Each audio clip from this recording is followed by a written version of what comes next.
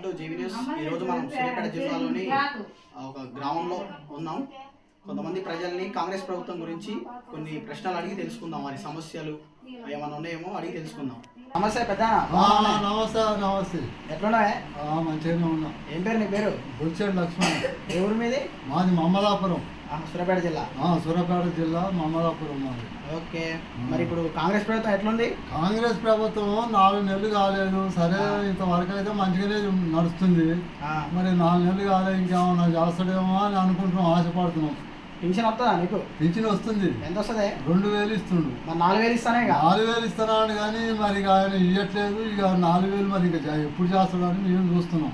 మరి త్వరలో ఎంపీ ఎలక్షన్లు ఉన్నాయి, ఎవరిని గెలిపిద్దాం అనుకుంటావు? కాంగ్రెస్ కేసీఆర్ కి? ఇది ఒక్కటి కాంగ్రెస్ కే వేద్దామని వేస్తే ఇక కాంగ్రెస్ వాళ్ళు ఏం చేస్తారో ఈ 5 ఏళ్ళ అని చూద్దామని అనుకుంటున్నాం. అంతేనా? అంతే. మొత్తానికి పర్లేదంట?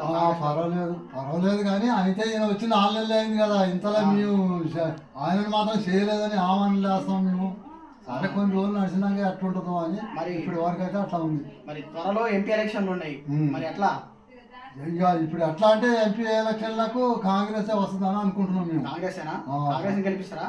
కాంగ్రెస్ కే వేస్తే ఈసారి చూద్దామని పూర్తిగా. అంతే అంటావు? మరి బీఆర్ఎస్ ప్రభుత్వం బాగాలేదంటావా? ఇక బీఆర్ఎస్ ప్రభుత్వం అంటే ఎట్లా బాగానే ఉంటది. ఉంటే ఏది ఇప్పుడు చేసే సౌకర్యాలు ఏమున్నాయి? ఈయన ఏమైనా కొత్తగా చేస్తాడేమని. కేసీఆర్ ఏం చేయలేదంట? ఏం చేయలేదు. మరి ఈయన వచ్చిన ఆయన కూడా ఇప్పుడు కాంగ్రెస్ ఆయన కూడా చేస్తాడేమో అని ఆశపడుతున్నాం. అంతే. పింఛన్ వస్తుందా నీకు? పింఛన్ వస్తుంది. ఎంత వస్తుంది?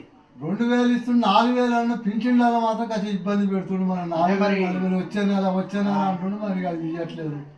ఇప్పుడు 3 నెలలు అయిపోయింది, 4వ నెల నడుస్తుంది. ఇంతవరకు ఇంకా 2000 ఇస్తుంది కానీ 4000 అయితే ఇవ్వట్లేదు. అంతే అంటావా?